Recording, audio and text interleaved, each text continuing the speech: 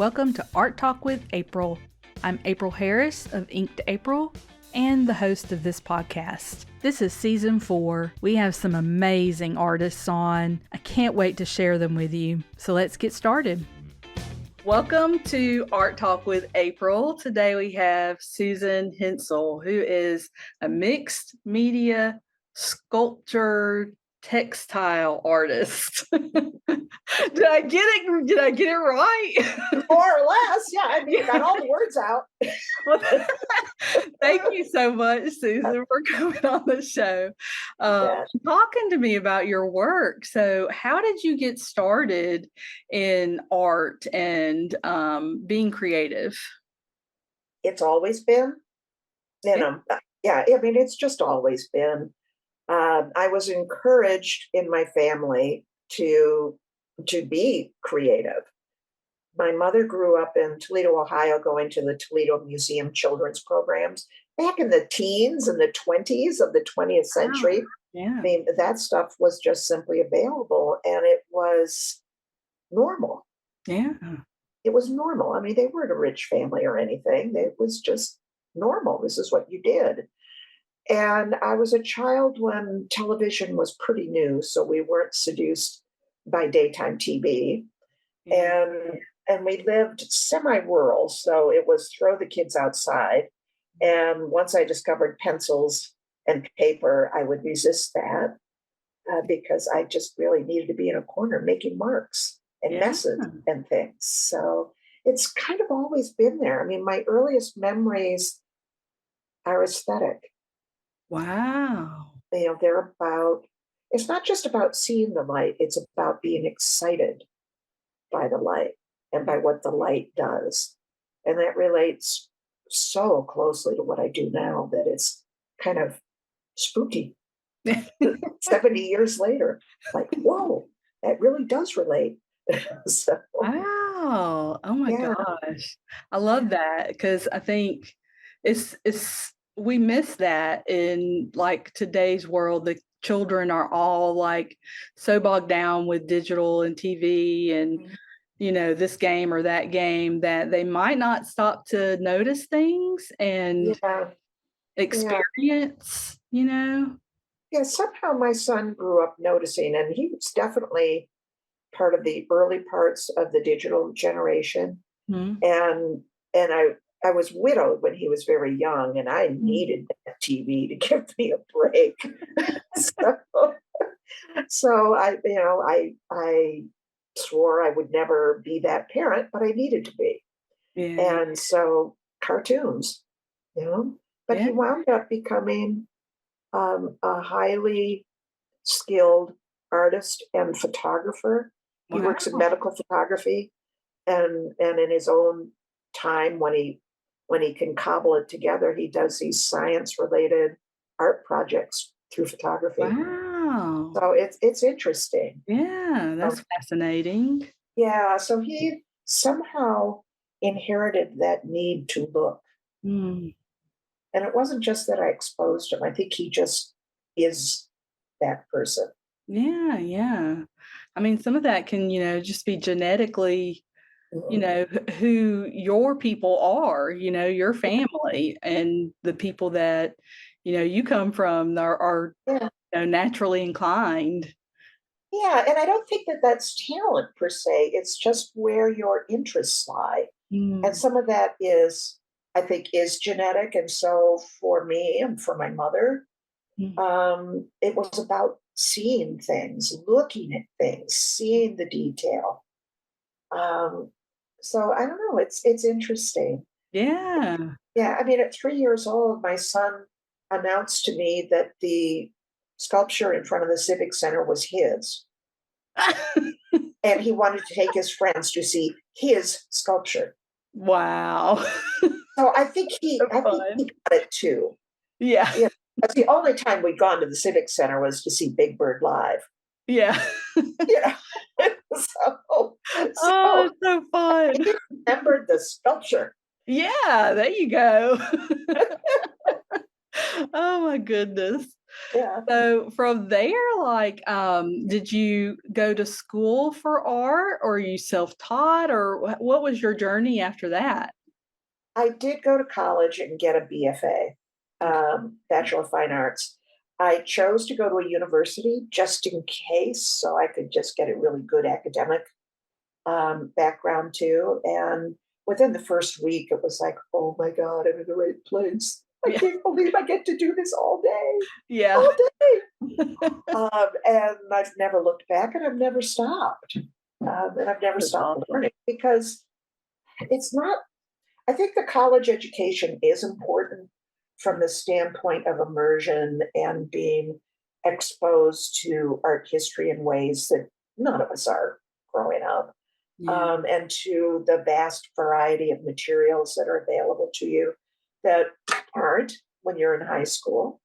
Yeah. And so, from that standpoint, it was really important.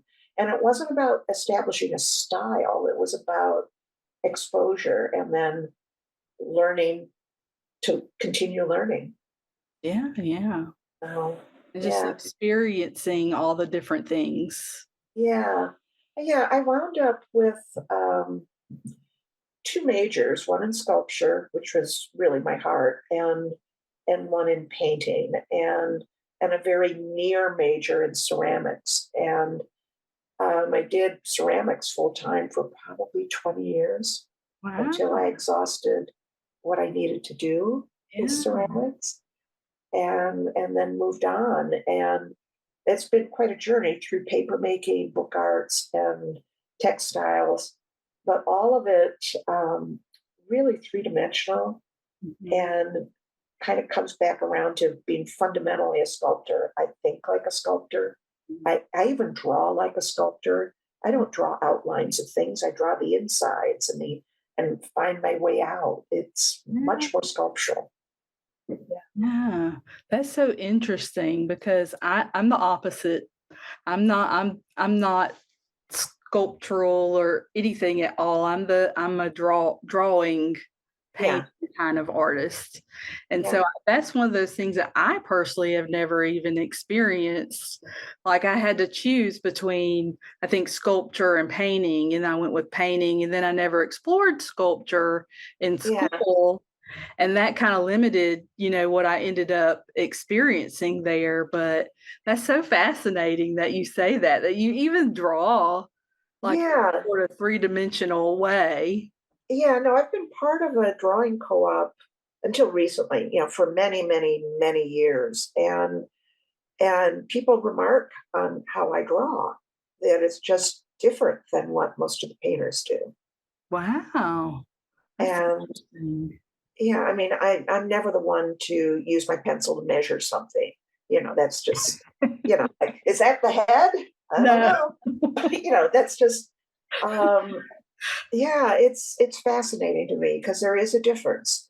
Yeah. And sculptors are very materially oriented, Mm. very process oriented, and I think I see that in the drawing that I do too. I don't have to limit it to pencil. I can glue something in there. I could take that drawing and rip it up and turn it into something else. I could take that Yeah. drawing and wrap it around things. There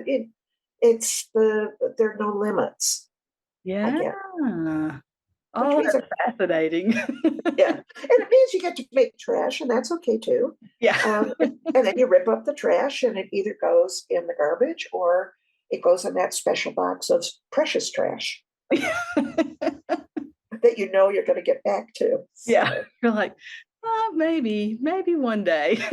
exactly, yeah, yeah, Well, that is just so that's fascinating to me because of my lack of experience in thinking that way. But yeah. also, what is your process like? What is your current process that you're using as far as making things? Well, a lot of what I do comes down to working in the computer to draw with stitches. I create foldable images that use color in a way that when they are folded, your viewer perception of color gets a bit confused because the color shifts as you walk by it. Mm. And that is possible because of the materials I'm using. So the Oh, process actually starts out sometimes with little thumbnail sketches, but mostly it's a very smooth um, journey from one thing to another because nothing is finished when it comes off of the embroidery machine. sure. Yeah, so to back up for your listeners, I work in digital embroidery on a commercial embroidery machine. I started out on a home one, like everybody does. And and digital embroidery is just simply the stuff that is embroidered on caps and on letter jackets, monograms. That's how it's used the most. But when I saw in process at the state fair, I Wow. saw stitching out a Donald Duck, and I was mesmerized by the sound because it is a lovely sound and by the color. And I really didn't care about Donald Duck. I didn't care that nobody was standing there manning the hoop. I didn't care that it was hands free. It wasn't about automation for me. Yeah. It was about what it looked like. And it was the most amazing blue I have ever seen in my life. And I learned many years later through deep research that's because of the shape of the thread. Because most of the embroidery these days is done with trilobal polyester thread. Oh, So three lobal, sides, plies, whatever. And then I remembered the tiny bit of physics that I know from high school. And prisms, and how yeah. the light bounces, and depending on the angle of the light, the Yeah. color changes. And I went, oh my gosh, that's why that blue was so amazing, because I wasn't seeing just one um, one shade or tint of that blue. I was seeing several Yeah. because the light was bouncing at angles, bounce, bounce, bounce, bounce, bounce, bounce off Wow. of that blue Yeah. thread. And when I understood that, I began to understand that I could work with gradients and the color of the background, and working with all of those and putting in dimensionality Mm. makes almost a lenticular lens kind of effect. Do you remember those signs? Golly, maybe you're too young for them. There were billboards when I was a kid, probably up until my teens. And they weren't electronic. It was before all the electronic billboards. And they were built with vertical pieces of wood on them. On Mhm. one side of the wood would be one message, and on the other would be the other. And so, Yes. I on, know what you're talking yeah, so that is also done with lenses, and those are called lenticular lenses. And it's about. because the images do this, and as you walk by, the images blend. Well, you can do that with color, and you can do that with this thread. So it's astonishing. Wow. Um, and whenever I have an opening, people have their noses up to things, and we do that at openings anyways. But then they turn to me and go, "I don't get it. I don't understand what I'm seeing." And I explain it to them, and I say, "I still don't get it. I still don't get it." But as you would move, looking at things, oh, it's more gold. Oh, it's kind of purple. Oh wait, what? But it's gold. Yeah. So that kind of experience happens. And I kind of know when I start out um, what I'm going to make, Mhm. kind of. And so I make the form in the computer, and they're modules essentially that I can put together. Yeah. And so they can be sewn together or they can be cut up, whatever. Mhm. And I put them in the small or the big machine and watch it stitch. Now, if I'm doing something that's quite pictorial, I might stop the machine at one point and go, nope, you're done. So there's an intuitive aspect to it Yeah. because you do layer after layer of colors, Mhm. and sometimes you choose the wrong color because, Yeah. oh, yeah, Because only one needle stitches at a time. And so you have to tell the computer and the machine, do red first, then do blue, then, all that. Yeah. Each needle is assigned a color. And sometimes you choose the wrong one. And sometimes it's a lot better than what you thought you were going to do. Yeah. And sometimes it's really awful. There are a lot of reasons why you might stop the machine. But you also might just continue on and go, it's not enough. Yeah. And go back to the computer, digitize something else that you put over it. Interesting. And it can be highly intuitive. Yeah. And then when it comes off the machine, you have to figure out if what you were going to do with it is going to work. Yeah. And so you start folding and manipulating and putting things together in one direction or another, and hand stitching, trying to figure out where things need to be. What do they need to be with? Do they need to be with wood? Do they need to be with beads? Do they need to be with paper? What does it need to make it complete? Does it need to have 100 of them? Yeah. All kinds of weird questions like that. Like you go, whoa, that's really cool. Would that be really cool if there were 50? Yeah. I don't know until I try it. Oh, that's so fun. Oh, it is. It's a lot of fun. And I look forward to starting up again in the new studio. So, Yeah. yeah. Oh. Well, so with your work, are you like showing in any galleries or that kind of thing? Yeah, I show in galleries and museums mostly. Mhm. And the galleries, some are commercial, some are nonprofit spaces. Mm. I have work in a museum in Indiana right now in a show of 4 or 5 women that they invited. Okay. I've worked in 2 shows out in California and another one in Arkansas at the moment. Wow. Oh my Yeah. goodness. Yeah, no, I show really a lot. Yeah. I work hard at showing because I believe in the power of artwork to essentially change hearts if you get kind of extreme. Um, Looking at art is good for us.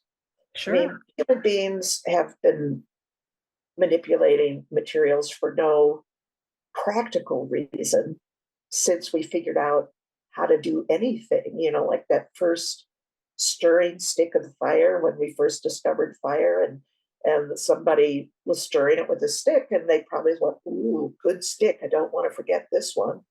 And they marked it. Or maybe it was, no, it's my stick.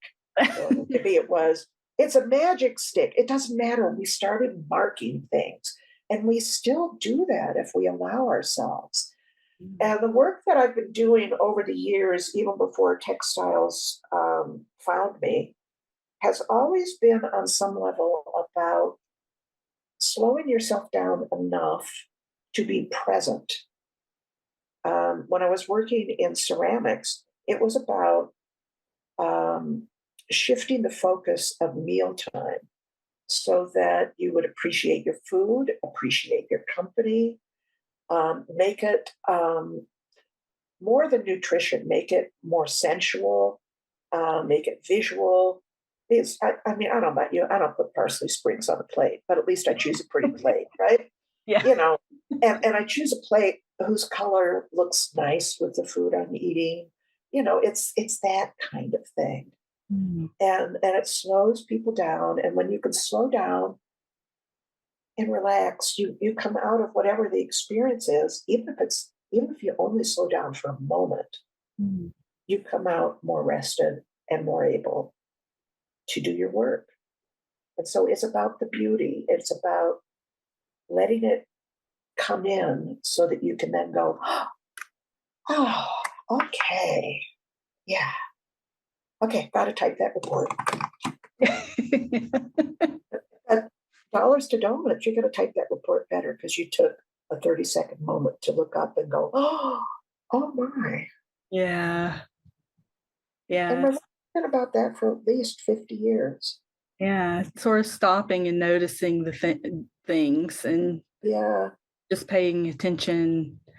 Well, I And it love can your I love Yeah, your work. Like you've got such different things, like your more sculptural kind of pieces, and then your embroidery, and it's all kind of I mean, I kind of feel like leaning towards sort of a geometrical kind of feeling. So yeah, is that a particular style that you're drawn to, or that has I meaning for am you? in a funny way. When I was in college, I worked with geometry a lot Yeah. in work. And part of that was the time. It was the time of the minimalists, and that's what we were exposed to. But I always did like the tension of things like a circle bounded by a square, or the square Yeah. is a circle, or, you know, what happens if things appear symmetrical and they aren't. I mean, I was always fascinated by that. Um, but my drawings over the years have always been highly organic, so I haven't quite figured out how to marry those yet. I'm working on it. But when the embroidery found me, it is by definition geometric, because even though you might be making a circle, every single stitch is just a straight line. Yeah. Yeah. It's 2 points joined by a piece of thread. Yeah. So it is essentially geometric. So the first work that I did with the embroidery was an exhibition with a friend, and we called it Platonic Duality. And so we worked with the concept of duality in Mhm. geometry. And can I tell you what duality is anymore? No, I cannot. But but it was circles within squares, pyramids, trompe l'oeil, using geometry and color, and that's kind of where it started to get really serious. And then I on a vacation, I take my machine with me. I kind of do a retreat for myself every year. Wow, okay. Yeah, up Lake Superior, Yeah. a great inland ocean, and I I usually set a little bit of a idea for myself, not something completed. I'm not worried about that ever. It's Sure. more like, what do you want to study? And I Mm, decided I wanted to study gradients. So it was color studies. And I was just doing 4-inch pieces, just little samples. yeah. And they were beautiful. And I noticed, when I played like this with them, that the color shifted. And so then I decided to just sort of get in the corners and see what happened. Mm, And that's when they started to pop off the wall. And mm, then I realized, okay, honey, you were a book artist. You know how to do pop-ups and accordions and all of that. And I started applying those skills mm, to the design work so that things would fold properly and fold permanently. mm. And I was off and running. It Wow, was just amazing. that is Just amazing. it was just like, oh, yeah, I'm thinking about it like, and I guess I'm looking at it from my own perspective. I'm thinking, wow, like that those thought processes and thinking through kind of the materials and the way things would fold and design and stuff like that.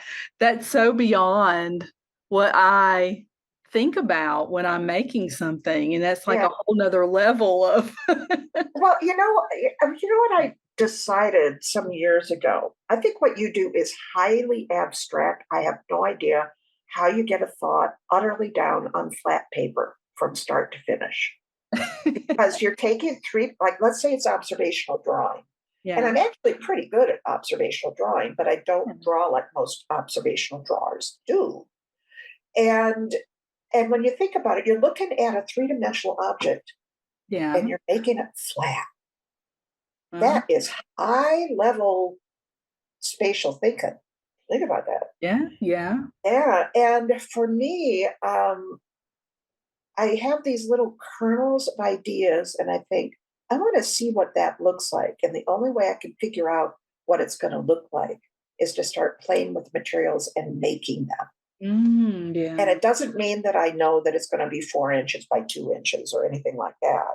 When I was in my 20s, I used to, have layouts that were really didactic like that.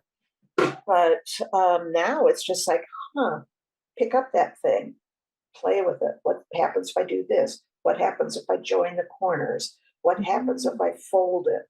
It's all of those what if kinds of things that I cannot imagine the answer to Mm. physically do it. Yeah. And so I think that's the difference maybe between sculptors and people who work primarily two-dimensionally. Yeah. For us, we just got to go, well, but I don't get it. What Yeah. if I and it's a process of discovery and experimentation that I love. Oh my goodness. Yeah. And I love the problem solving of it. I think it's just Oh, yeah. I imagine there's a lot of that you have to oh, really oh think yeah. through how you're even if you don't have a plan in the beginning and you have kind of an idea, you're thinking, "Okay, now how can I make that happen?" Right. And then how can I make this floppy thing take Yeah. raw? Yeah. And I mean, that was kind of an eye opener, as I began to upscale and make floppy things and that I really wanted to not be floppy. Yeah. And it was like, oh, you have to build armatures. Okay. It's just, I wasn't thinking those thoughts. I was just thinking, this is really cool. Boy, I like how that looks. Let's Yeah. put it up on the wall. And it goes, bleh, you know. So, yeah, it's just, I guess it's a being in the moment kind of thing, and then figuring out how to make it do what you want it to do. And in the process of all of that experimentation, other ideas hatch. Yeah. Mhm. They just do. They Yeah. just do. So then I go back to the machine and make more modules for the next idea. Are you working in, like, a series of pieces? Yeah, always. Yeah. Very rarely are they one off. Sure. The one offs, while I love them, I don't usually exhibit because they don't represent the Mm, totality of what I'm doing. sure. Someday there might be enough one offs that relate because that's kind of how you build a body of work. Yeah. You have a theme you're working with or a colorway or whatever, and depending on how fast the work on that idea goes, it becomes a body of work eventually. What I find with the embroidery is that I'll come up with a colorway and a textural design that I Mhm. really, really like, really like. And I've got a blue and gold series that I've been working on for several years. Mm. And the main reason it's staying blue and gold with a little bit of purple is because I haven't exhausted what I can do with it yet. Mm. There's yet more to do. And so it made itself into a series because I loved the fundamentals of the original design, and I could take it and tweak it. I could make it larger, smaller, take parts out, put parts in. Because the software is kind of like Adobe Photoshop and kind of like Illustrator. I'm terrible at Illustrator, but it does have aspects of Illustrator. Everything's done in layers.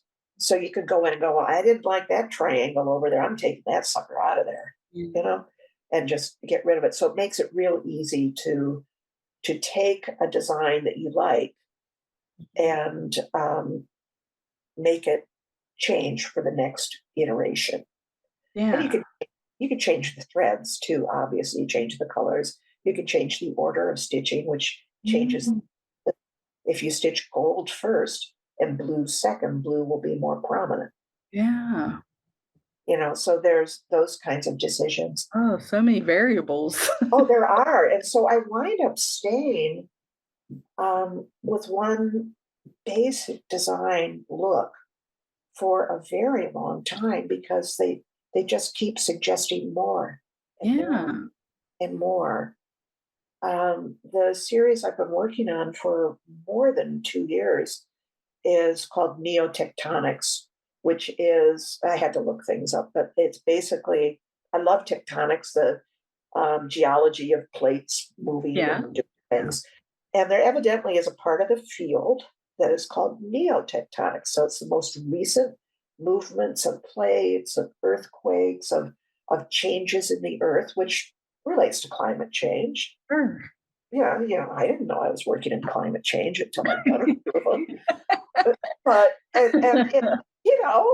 I'm just working with pretty stuff, right?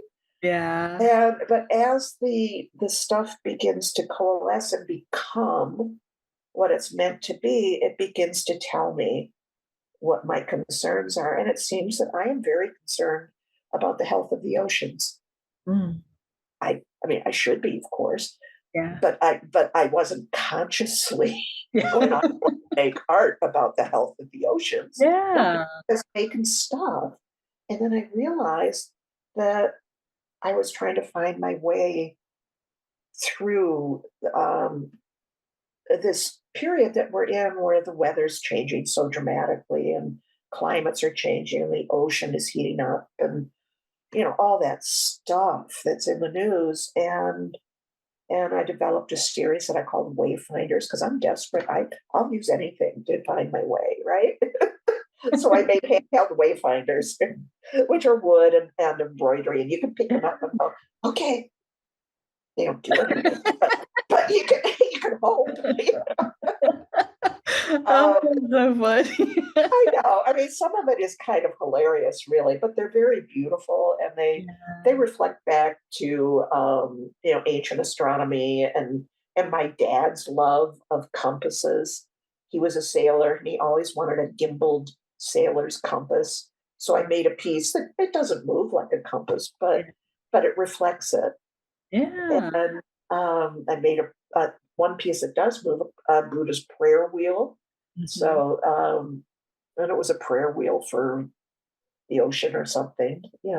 So they suggest things like there's one that I call runoff model. And I was looking at it going, I like it like this. It's like something is running off from Mm. the mountains. You think of the streams in the Yeah. spring. And so went to the Google and I went, oh, there are scientific runoff models to help predict how bad the floods will be. Who knew? Of course there are. Wow. So it got its title. Yeah. So I guess, all of the work I do, I mean, yes, I do it for other people to have experiences. Mhm. And I don't really care if they're in the same ballpark as I am necessarily and thematically, but I do it for me to begin to understand what it is that I am the most concerned about or interested in.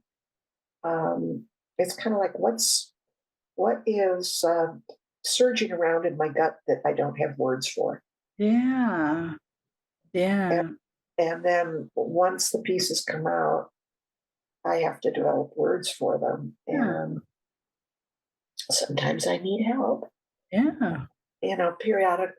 A lot of the time, I have an assistant. I don't right now, but it kind of comes and goes. And that's one of the jobs of an assistant is to sit with you, looking at a piece, going, "Okay, what's it say? Yeah. Yeah. Oh, it's purple. Yeah, no, what else?" Well, I mean, whew, the global warming problem and all of that, that is huge. Huge. And we can't. I'm not a scientist, and even the scientists can't understand it. Mm. They have better tools than I do, and they certainly know more than I do. But I think we all need to be aware and increasingly make decisions that might give us a couple more minutes on Earth, because the Earth will persist. We won't. Yeah. Yeah. Yeah, is the way I look at it. Yeah, that's so true. And art, I think, can be kind of that bridge to Yeah, communicate and get some of those big ideas and important I think so too. messages across. Yeah, because if so, and it doesn't have to be scenes of death and destruction to be effective. Oh, yeah, no, not at Now, all. because a lot, now, because a lot of political art can get pretty offensive, and you don't, and I don't, I Mm, make it. It's for me, you yeah. know. I make those harsh things when I'm upset. Of course, I do. I think most artists do, but you don't. You don't have to exhibit them. There are other ways. Um, because I think sometimes they're too off-putting, and Mm. there are other ways. A friend of mine who works with imagery that is like from the 1950s. He's a heck of a printmaker. He's really cool. He does all these really wild silk screens using 1950s imagery, and they're funny. Yeah. They funny, but they're also pointed. Yeah. And he definitely has a message, but he disarms you with the humor, Yeah. and then you're ready to get it. And he said, Oh, "Yeah, I use humor." And then he brought up the old cliche from our grandmothers: "You attract more bees with honey." sure. And so I go with that, Yeah. and I'm also just not confrontational, anyways. Mm. And I do make political work, and I have shown political work, but I've shown it from experiential standpoints rather than shame on you standpoints. Oh, yeah, yeah. Yeah, yeah, Yeah. yeah. That's actually been something that I've experienced with I had a friend, or I have a friend who did a little bit of political art, like paintings, and she experienced somebody having a bad adverse reaction Oh yeah, oh yeah, to her painting, and she didn't normally do political paintings.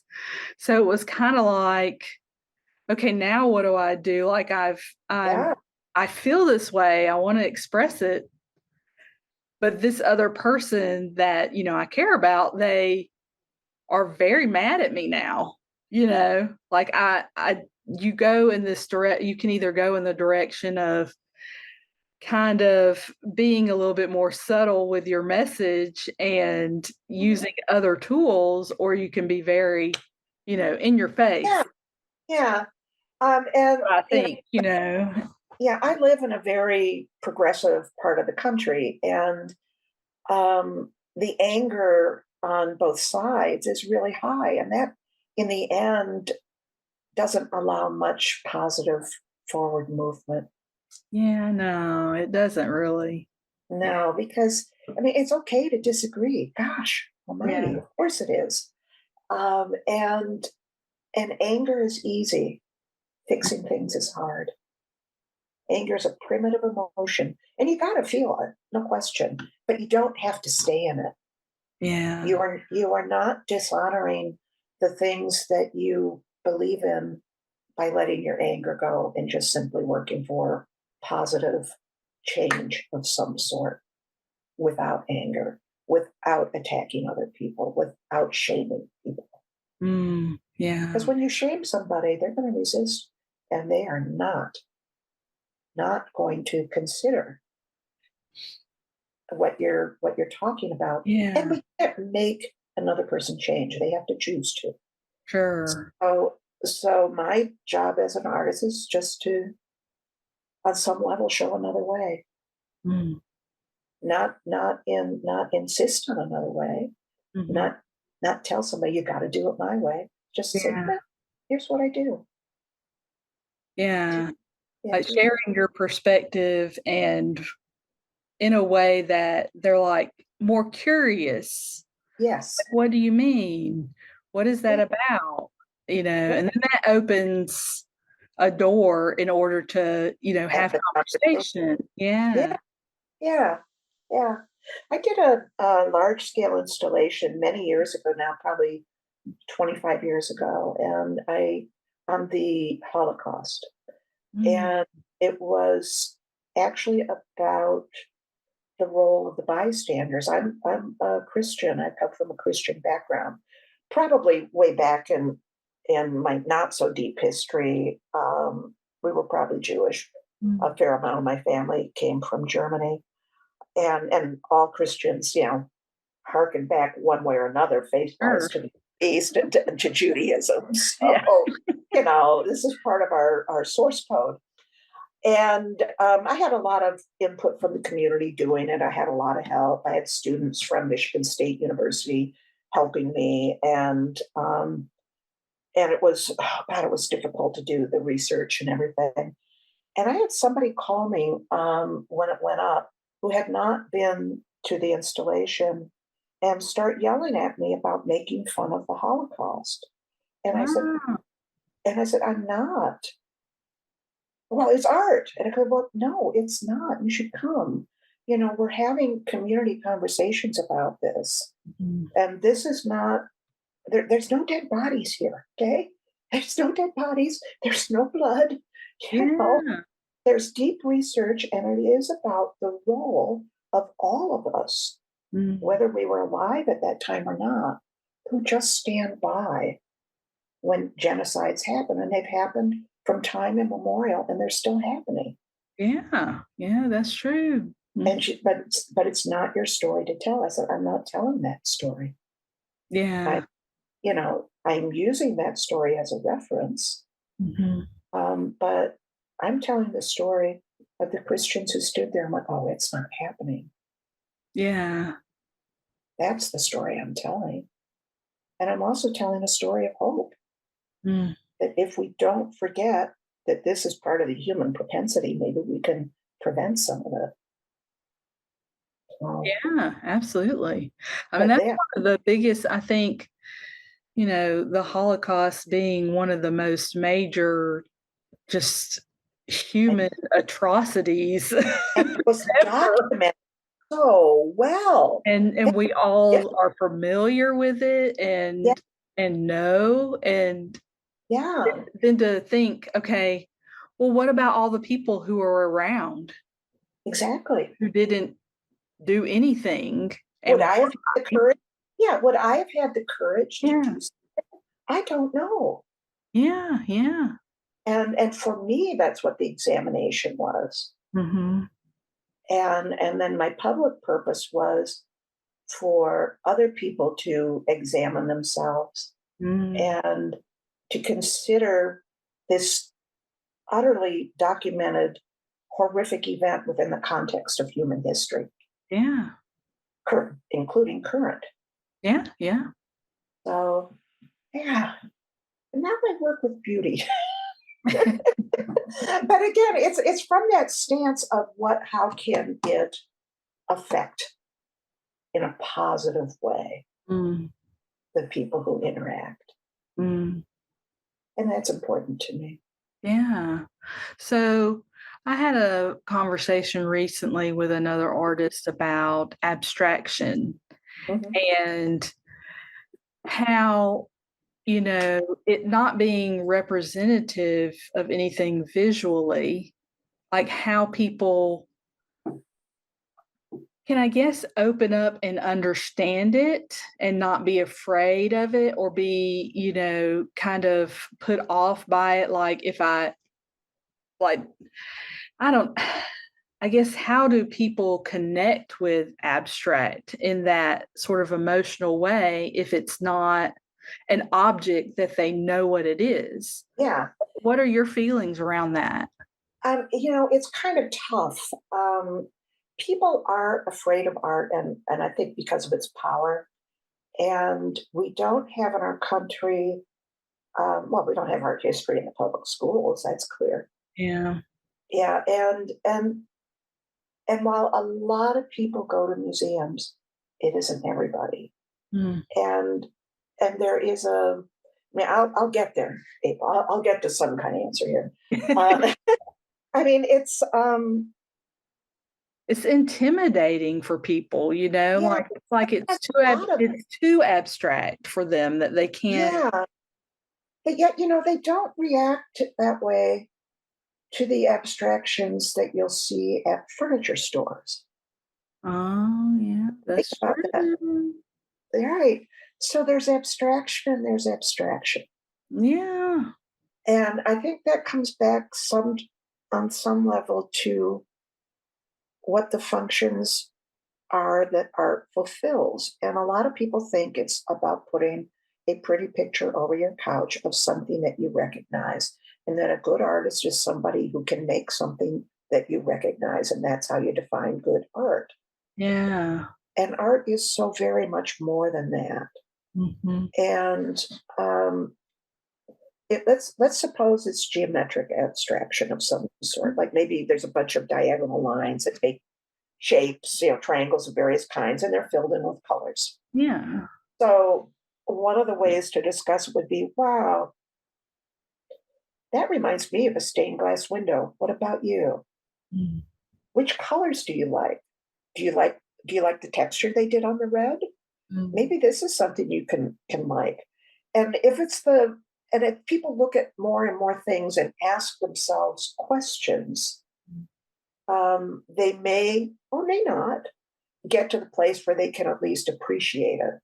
And it's utterly okay if you don't like it. I mean, it is so okay. Yeah. And one of the complaints I even get from artists, because we have good museums here in Minneapolis, I even get this from artists. I don't know why they put that up there. Why is a museum putting that up there? That isn't good art. I'm like, that isn't the point. That isn't the point. Museums collect, more or less, and it's usually from their trustees. So that's the more conservative stuff. And other stuff they get on loan, and they try to be current, and they try to show what some of the trends are. And so you don't relate to it. So what? It hasn't been sated as being hallowed, fantastic art. It's just stuff. Yeah. It's just stuff. But the more you look at it, you will find the pieces that you come back to. Mm. And I can remember the first time I saw, there were two experiences I had. One was for a tea bowl, a Japanese tea bowl. Yeah. It was in St. Louis, and I burst into tears. Wow. And what? It was like, what? And it was simply, one of the most beautiful objects I have ever seen. It had to Wow. do with the shape of it, and I think it was what's called a hare's fur glaze or tumuku.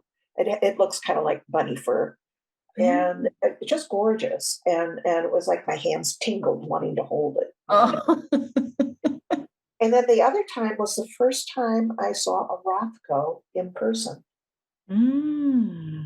I was in New York, and it was before they redid the Museum of Modern Art.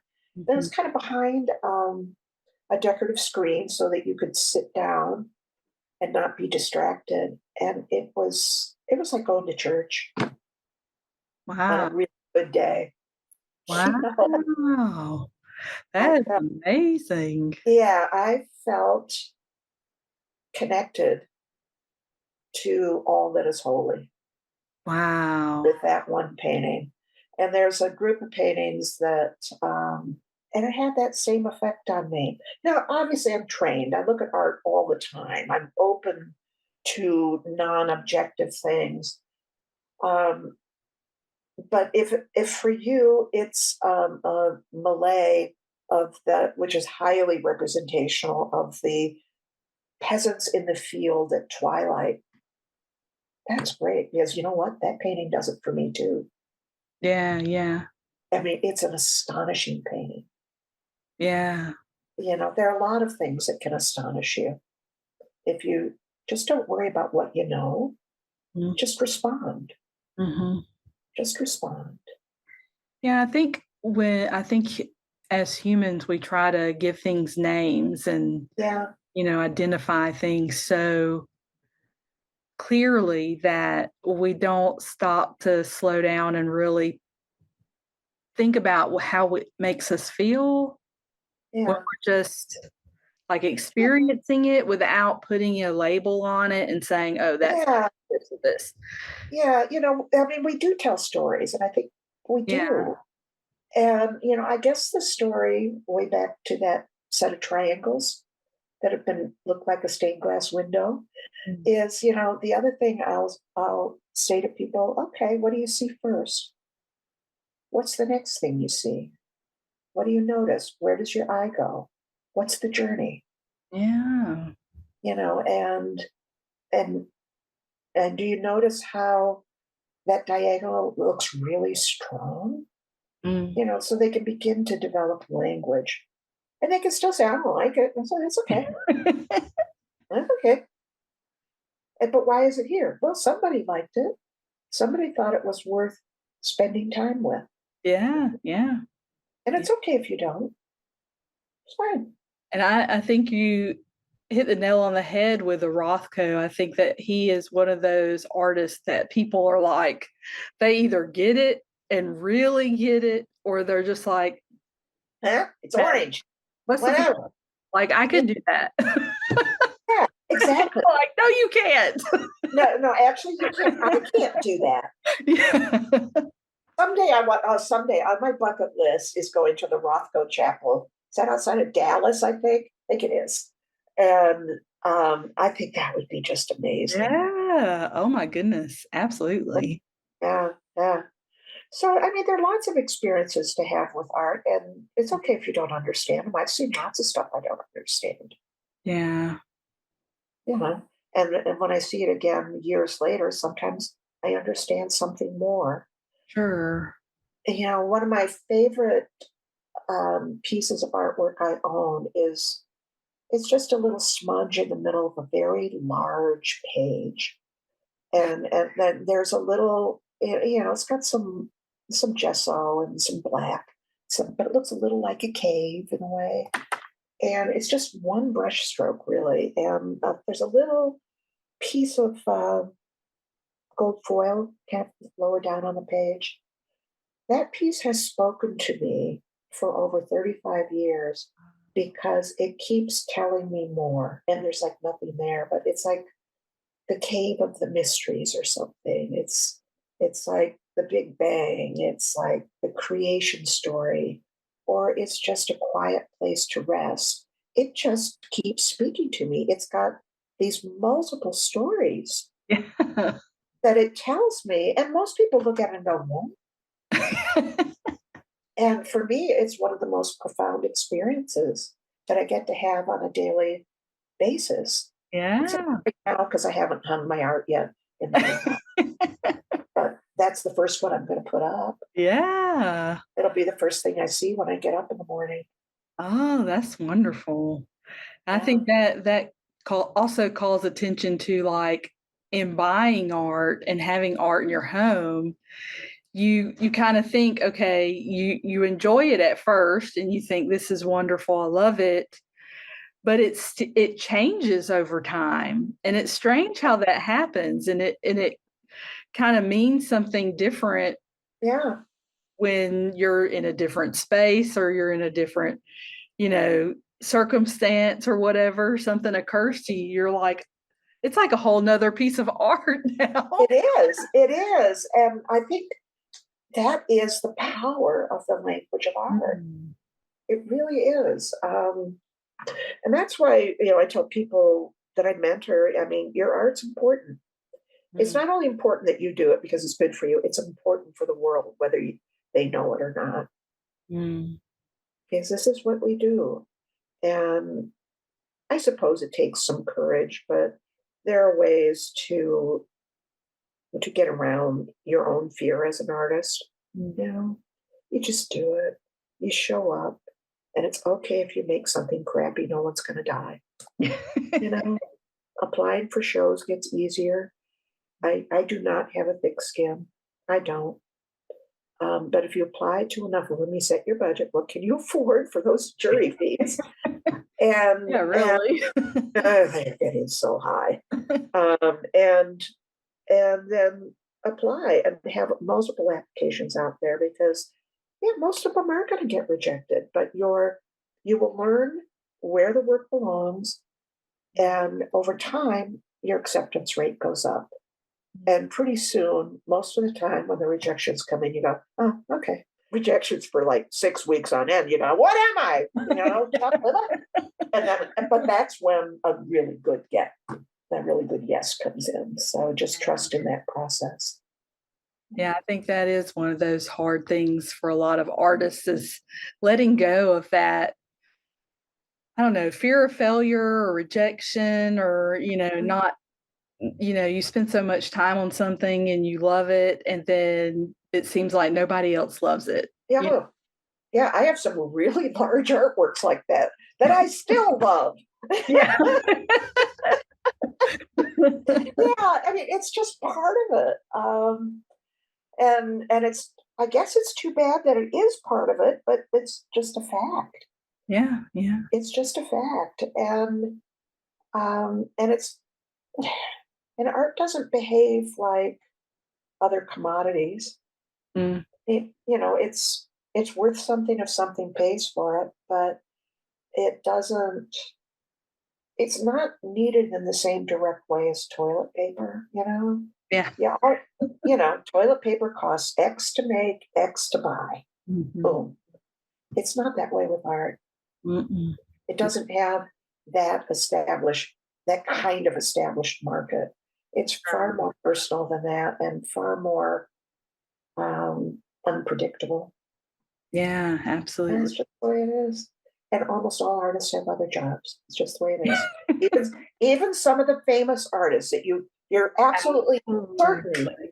are rolling in the dough are teaching at universities because they have to. Yeah, yeah. There are famous artists in history that had completely other like day jobs.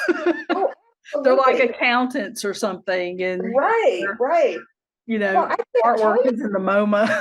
Yeah, I mean, how many people, that I've worked with over the years saying, I'm a failure. I can't support myself on my art. And it's like, number one, you're not a failure. And Yeah, number two, why did you think you could? yeah. Most people don't. I think that that artist story is sold a lot. It's like this magical fairy tale of the Yeah, artist that is just, I don't know if it's like because of Picasso or, like the famous artists who that's all they do and they're, you know, yeah, there are. But there aren't very many. no, no. And it doesn't mean that it's like that you're a failure if it's not like that for you. Right, right. Yeah. You have to, I mean, I had to. I think we all have to um, redefine what success looks like. Yeah, yeah, absolutely. And it's countercultural. I mean, we're a capitalist culture, which I'm glad to live in.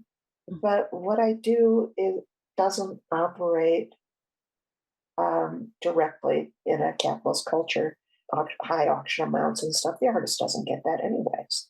So it just hopefully, raises the value of their art they have left to sell, Yeah. but they don't get that money. So where can people find your art? Well, to get a look at all of it, go to susanhenselprojects.com. And Yeah. that's pretty much everything I've done in the last 25 years, maybe. Wow. Yeah, I think it's all been done. That's on the website. It's probably all been done since I moved to Minnesota 20 years ago, maybe a little bit before. Um, the older work, it's harder to find, but it's because most of it's in collections. It's at susanhenseldesign.com, Okay. and that would be the artist books. But Yeah. they're gone now. They're in collections. I make books occasionally now, but not very often. So, but that's where you'll find it. And then follow me on Instagram, Susan underscore Hensel underscore multimedia underscore artist on Oh, Instagram. So, well, yeah. I mean, I have really enjoyed talking to you, Susan, about Yeah. everything. It's so fascinating to me. Your art is, for me personally, it's so unusual, but also so interesting. And, how you came about finding your process and the way that you explore it. I mean, that is just fascinating to me. I think that is Oh, wonderful. And I oh, think, I love the epiphanies. They're great. yes, yes. Yeah. I'm like, what I think the thing that is interesting to me is that when I look at your art, it looks so like it had a plan, like there was a plan, and that it's so structured in a way that you think, okay, this has been planned out. But what you're saying is that it's not really like that at all. And that is so interesting to me. Thank you so much for listening to this episode of Art Talk with April. For more information on this episode, join the Facebook group, The Art Lounge. Please subscribe and share. See you next Tuesday. Hope you have a great week.